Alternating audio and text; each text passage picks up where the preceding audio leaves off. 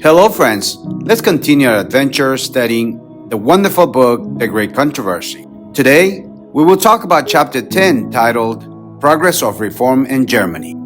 Among the friends of the Reformation, there have been fanatics who deceived the people, and Luther decided to confront them by preaching the Word of God with power. In this chapter, we meet Luther again. While he was hidden in the Wartburg Castle, the manifestations of his strange disappearance were very diverse. There were those who understood that this man of God had been silenced by the jealousy of the clergy and vowed to avenge such action. The church, which had been joyful in their first instance, began to fear the reaction of the people.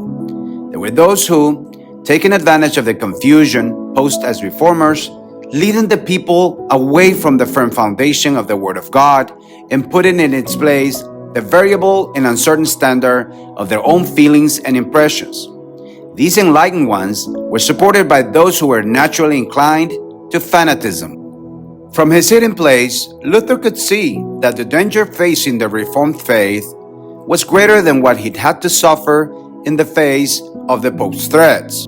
He knew that from among the professed friends of the Reformation had arisen its worst enemies, and he decided to confront them.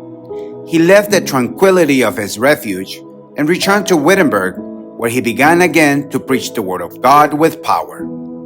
His preaching shattered the season of fanatical excitement. The power of the gospel brought back the truth to people who had gone off track. These fanatical movements, which Luther had to confront, pretended to go beyond the Reformation, ignoring the clear teachings of the Bible in order to place the living in the Spirit as the foundation of religious experience. Any movement that does not lift up the Word of God, but exhorts the faithful to follow a tradition or the teachings of a person, no matter how spiritual, is not directed by God. Unfortunately, this excitement greatly counteracted the positive influence the Reformation was having and was the means provided by the enemy to discredit purity and truth.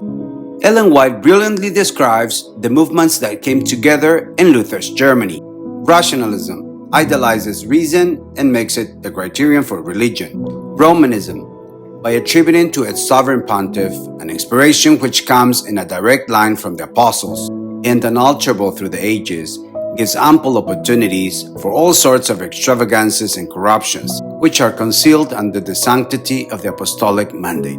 Fanatism, the pretended fanatical inspiration of Munzer and his colleagues, did not come from a higher source, but from the ravings of their imagination, and its influence undermined all human and divine authority. Christianity receives the Word of God as the great mine of inspired truth and the test of all inspiration. Rationalism, Catholicism, fanatism, and Christianity met in the 16th century. Will they meet again on the world stage before the return of Jesus? Dear friends, today we can see these four components presently more and more aligned, thus fulfilling a future that had been foretold. God revealed the future before it happened, so that when it happened, you would believe. He wants to affirm our faith through a profound and sincere study of His Word, with the sole objective of preparing us for what's to come.